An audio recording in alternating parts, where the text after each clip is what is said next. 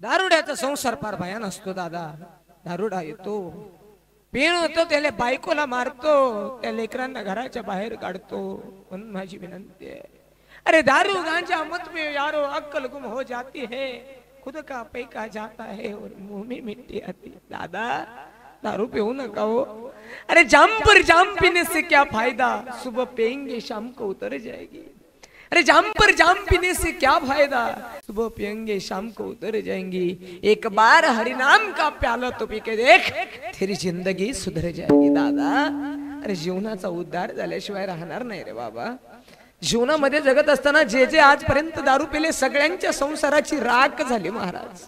एक गोष्ट सांगू, जीवनामध्ये जगत असताना काही कडे, जीवनामध्ये जगत असताना काही कराय घडलेलं उदाहरण सांगतो, ऐका इकडे लक्ष देऊन जरा भाव लक्षात येईल तुमच्या। दादा आत्ता आत्ता आत्ता आत्ता 4-5 महिन्यापूर्वी घडलेली घटना आहे। एक माणूस त्या ठिकाणी भरपूर पैसा कमवायचा, रोज त्या ठिकाणी 10-20 हजार रुपये कमवायचा, आणि 20 हजार रुपये कमवणारा माणूस आता गावातला प्रतिष्ठित माणूस म्हणून ओळखायला लागले लोक त्याला। पण ऐका, जोपर्यंत तुम्ही गरीब असतात लोक तुम्हाला त्रास देत नाही, लोक तुमची निंदा करत नाही, लोकाला तुमचं काही देणं घेणं नसतं। परंतु ज्या वेळेस तुम्ही श्रीमंत होता तोपर्यंत त्यावेळेस हा समाज तुम्हाला त्रास दिल्याशिवाय राहत नाही। तो माणूस श्रीमंत झाला, लोक त्याला आता शेठ म्हणायला लागले। आधी त्याला तुकाराम म्हणायचे, आता तुकाराम शेठ म्हणायला लागले। आता लोक त्याला शेठ शेठ म्हणायचे, जवळ यायचे। पण ऐका इकडे लक्ष द्या, ज्यावेळेस माणसाकडे पैसा येतो त्यावेळेस माणसाकडे दुराचार सुद्धा त्या ठिकाणी येत असतो। फक्त त्या दुराचारा मार्गाला माणसानं जाऊ नये गाड्या। त्या माणसाकडे पैसा आला आणि वाईट मित्र त्याला जुटले गेले आणि मित्रांनी त्याला दारू प्यायचं शिकवलं। आता हा रोज 20 हजार कमावणारा माणूस दारू प्यायला लागला, दारूच्या व्यसनाच्या अधीन गेला। एक दिवस गेला, ऐका रे गावकऱ्यांनो, एक दिवस गेला आणि 6, 7, 8, 9, 10 महिने झाले, 1 वर्ष, 2 वर्ष, 3 वर्ष मित्रांना न्यायचा, भरपूर पैसा कमवायचा। असा 100ची नोट घ्यायचा, अशी तोंड पुसायचा आणि फेकून द्यायचा, अशी 500ची नोट घ्यायचा, तोंड पिसायचा आणि फेकून द्यायचा। एवढा पैशाचा माच केला त्यानं। आणि इकडे लक्ष द्या, लक्ष्मीचा जर कोप झाला तर माणूस भिकायला लागल्याशिवाय राहत नाही गड्या। आणि या माणसाचा त्या ठिकाणी लक्ष्मीचा कोप झाला, हा दुराचारी झाला, दारू प्यायला लागला आणि दारू पिल्याच्या नंतर हा गरीब झाला। 10 एकर शेती होती, 10च्या 10 एकर शेती विकली, राहतं घर विकलं। आता ग्रामपंचायतच्या जागेवर पाल ठोकून राहायला लागला। लोक जे याच्या मागे पुढे पेगरत होते, ज्याला शेठ म्हणत होते, तेच लोक आता याला शिव्या द्यायला लागले होते। फार वाईट परिस्थिती आली। एक दिवस हा त्या ठिकाणी दारू न मिळाल्यामुळं आता येडा झाला, गावात हिंडायला लागला, बाटला गोळा करायला लागला।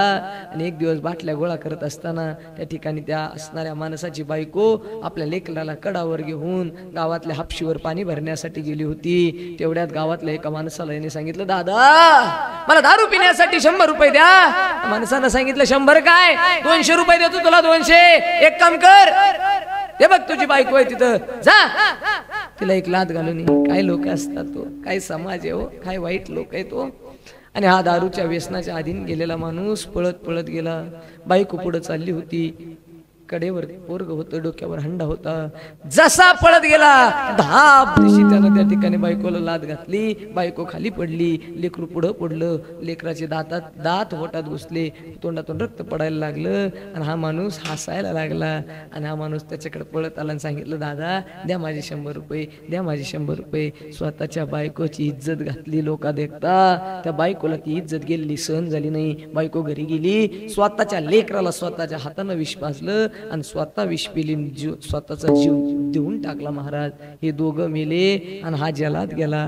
मायबाप माझी विनंती आहे रे तुम्हाला, व्यसन करून स्वतःची जिंदगी त्या ठिकाणी संपवण्यापेक्षा अरे व्यसनच करायचं असेल तर दारू काय पिता, व्यसन करायचं असेल तर हरी नामाचं करा। झालाच रोग तर देव भेटल्याचा होईल, ही गोष्ट लक्षात ठेवा। दुसरं काही करण्याची गरज नाही दादा।